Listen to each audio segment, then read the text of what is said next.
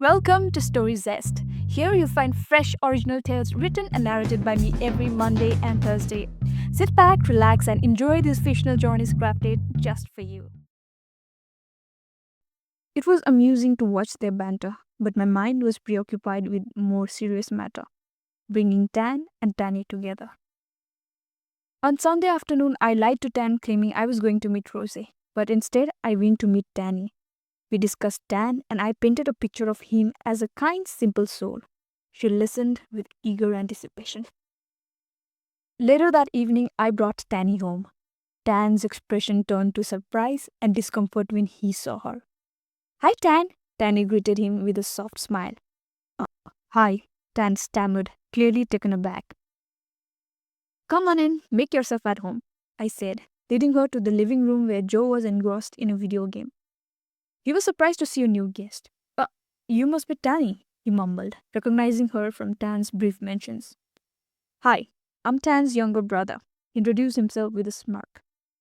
Nice to meet you, Tanny replied, a polite smile on her face. Just then Tan entered. Hey Kai, can I talk to you for a moment?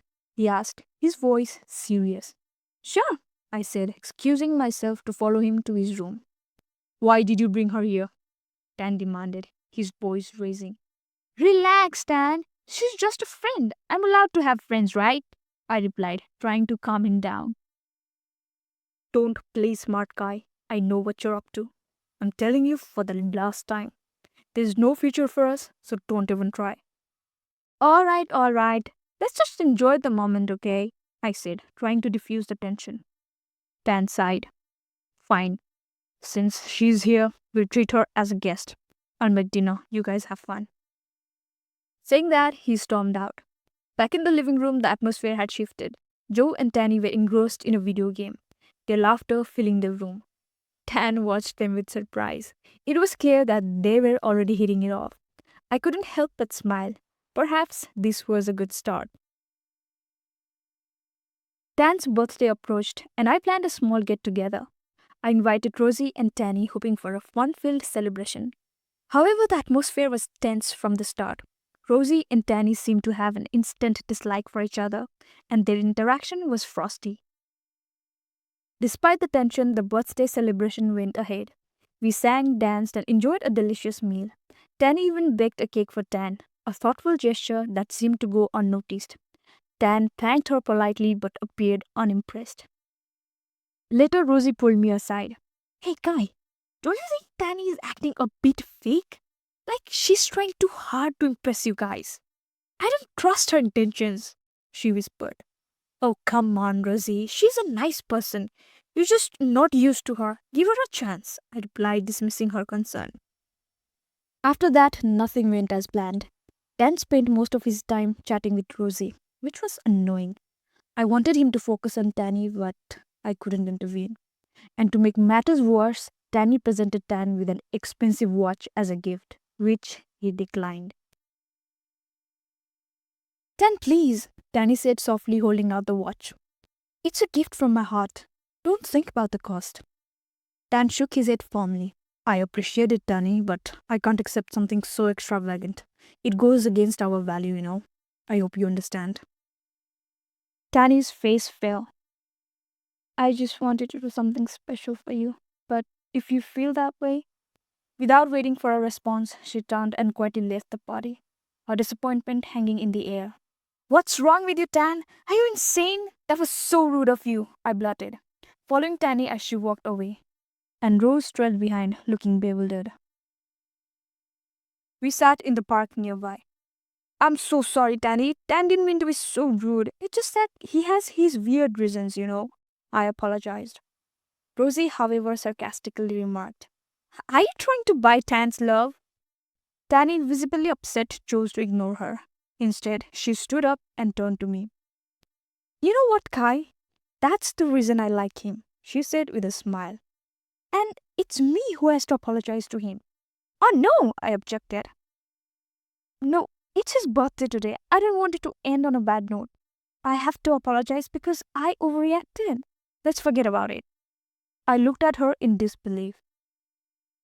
When we returned home, Tan and Joy were waiting. Tanny approached Tan and apologized sincerely. Tan shook his head. No, I am sorry, Tanny, he reciprocated.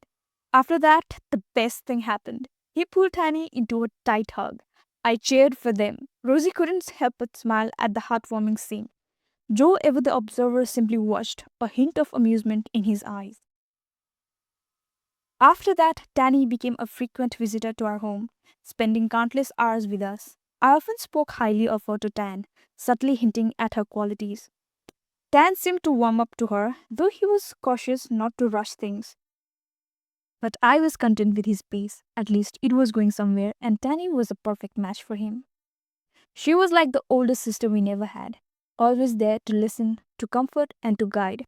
She even started dropping me off at school, a gesture that spoke volumes about her kindness and care. As my bond with her deepened, my friendship with Rose started to fade. She even confronted me about my changing behavior. Kai, I don't know what's gotten into you. You've changed a lot since you've become friends with Tanny. She seems a bit manipulative, she said, her tone laced with suspicion. I was taken aback by her accusation. Are you serious? Tanny is a wonderful person. She's kind, caring, and genuine. You're just jealous because Tan likes her and not you. You need to stop being so selfish, I retorted, anger rising within me. What? I was never serious about Tan. It was just a joke. How can you even think like that? Oh, you're so blinded by her charm, Rose replied, her voice filled with disbelief. Don't play innocent, Rose. I know what you were trying to do at Tan's birthday. Rose was stunned. Fine, go ahead with your new friend. I'm done with you, she said, storming off. I was disappointed but not surprised. It was clear that Rose was more concerned with her own feeling than our friendship. Meanwhile, Tan and Tanny's friendship blossomed. Tan, who was once so carefree, started paying attention to his appearances and grooming habits. It was endearing to see him put effort into himself. Our family Sundays, once a cherished tradition, transformed into a romantic rendezvous for Tan and Tanny. While we missed spending quality time with him, we were happy for the happiness. After all, Tan deserved to find love and happiness.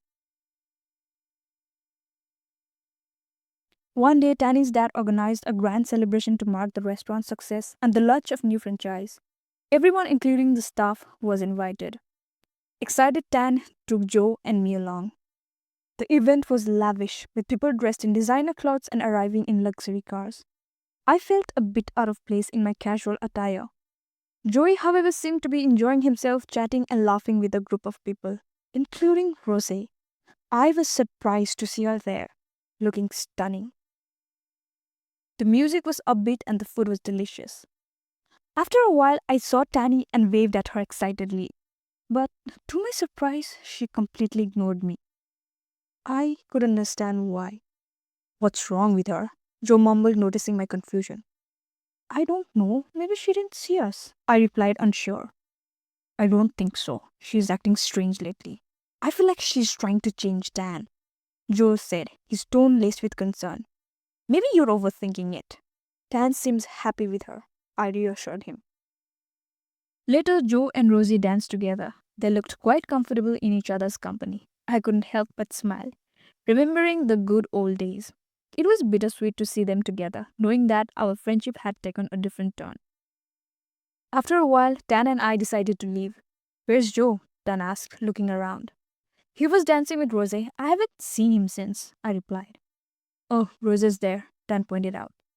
Rose approached us with a warm smile. Hi, Tan. How have you been? She asked. We exchanged awkward glances. It was clear that the tension between us was palpable. Just then we heard a woman yelling at someone. We ran to see who it was. And to my horror, it was woman yelling and pushing Joy. The security guard came and hailed Joy. What's wrong? Tan asked the woman.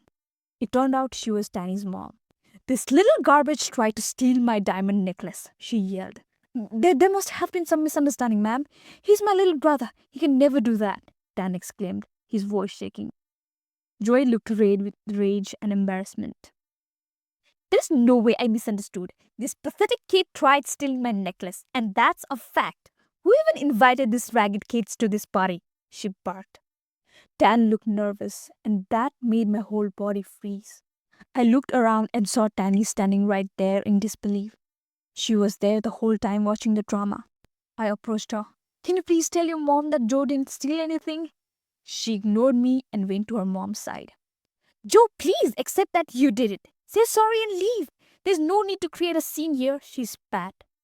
Dan looked shocked and heartbroken. Do you really believe my brother stole the stupid necklace? Dan yelled. Come on now, stop being dramatic. He's your brother, but that doesn't mean he doesn't have greed for money. After all, he's a teenager. He has his requirements, and you're not gonna fulfill his demands, so he'll definitely steal. Let's just accept it and let it go, Dan. Dan stood there speechless, with his fist clenched. I held his hand tight. You stupid woman! I think you misunderstood our respect and love for greed. I didn't try to steal anything, alright? And I'm not going to apologize to anyone. This old lady seems to have lost her mind. Her necklace fell down on the ground. I just picked it up and gave it to her. Then she blamed me for it. Is she mad? Joey yelled. How dare you speak like that to us, you poor stinky creature? Danny snapped. I was shocked to see this side of her. Was she even real? I thought. Then Rosie shouted, How can you accuse him of theft? The necklace was in her hand.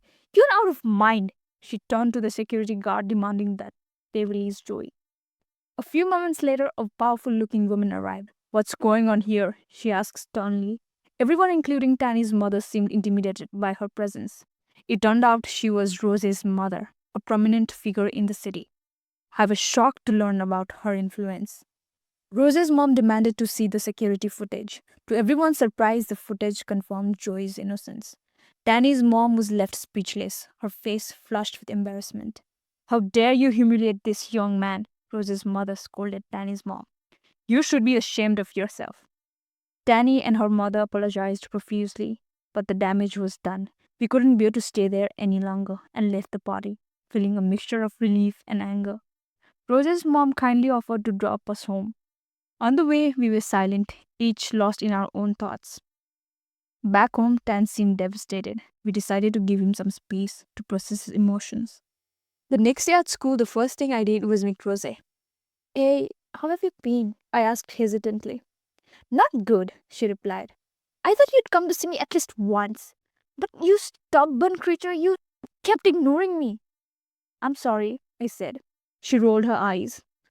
I'm sorry too. I shouldn't have acted like that.